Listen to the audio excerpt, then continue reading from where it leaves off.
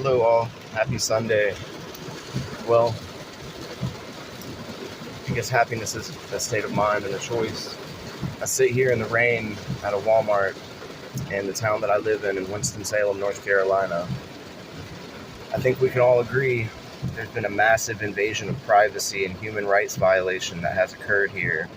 It developed in such a way that it just resembled electronic harassment, voice to skull, the use of directional speakers as well. And it started out slowly. It was just, for me at least, that towards the end of last year, I just kept thinking, I'm hearing things, which obviously would lead anybody to believe that, maybe I'm crazy. Am I hearing voices? What the hell's really going on here? And as I've done my own individual research on what could have been happening to me, it became clear that I may have been gang stalked, or was being gang stalked, rather. At any rate, it began to develop to the point where I became aware through their brazenness that it was indeed an establishment that in my city that had been doing this. I think it would be remiss of me to go into all of the details in this way right now as I record this video, but when I mention the level of invasion of privacy, what I'm referring to is I've become privy to the fact that they are remotely and neurally monitoring me, meaning that they have me, I'm assuming, microchipped. That's the only thing I can assume.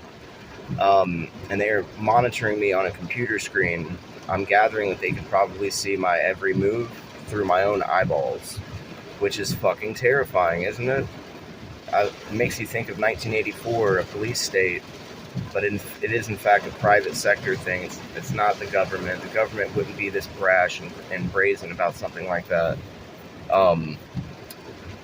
These people that are doing this obviously are keeping tabs on our every move.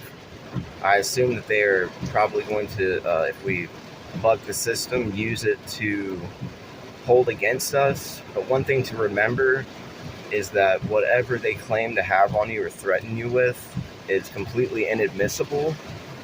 And in addition to that, it would be admitting a crime if they were to distribute such information. So always remember that if they try to threaten you or harass you. But this clearly, and I'm not just speaking for myself here, but this is clearly a conspiracy at this point. I'm assuming that institution, and you might know who I'm talking about when I say that. I'm not going to say what institution it is, but it began at one institution near me, and it spread like a spider web. My brain itself spider webs, but usually in the good directions. Kind of lost track there for a second. I guess what I'm getting at is that we're all connected, but not in the good way. We are connected in a way that prevents us from having freedom, liberty, privacy, and peace of mind, as well as interfering with the daily flow of life. This constant voice to skull that I'm pretty sure at this point damn near everybody's experiencing. Imagine children trying to learn while you have a voice telling you things, and you're in a constant stream that never lets up. The dialogue never stops. I believe that this is the reason why my own son is having speech difficulties because of this. I can only imagine trying to learn new things when you're having to battle against a constant barrage of slander, lies, manipulation, harassment, all psychologically designed to wear us down. And my foresight tells me that this will have a negative effect on our way of life. It will hurt the economy even, and it will twist us all apart when we need to really remember that family is important, others are important, and the people doing this are probably beginning to see that people aren't going to take this sitting down. You know what I mean? They are going to, surely at this point people can fight for their own mind, but I can imagine people that are less informed won't be taking this whole type of harassment and abuse very well. They will struggle mentally they will start to use drugs and things like that even more to cope, which will in turn make them worse. I'm worried about people that have mental illnesses that are sick. Even this could be a dramatically bad thing, and even indirectly, it could even be construed as population control.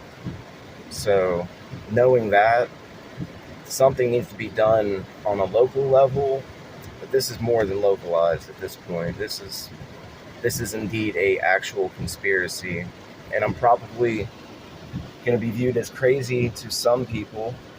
But whatever, I feel quite sane in knowing that I've figured out every little aspect of what they are trying to accomplish here. And I can only hope that God will continue to circumvent their system and they won't win in doing this. Because I see what they're subconsciously trying to do is create a world where people are more easily controlled and less informed. Guess I'll leave it at that for now, but keep the faith, be spiritual if you are already, strengthen your own beliefs, and in addition to that, if you don't know how to dig deep or find peace with a higher power, take accountability for your own life, but keep things in perspective and forgive yourself. You can't pour from an empty cup. All right? One love. Take care.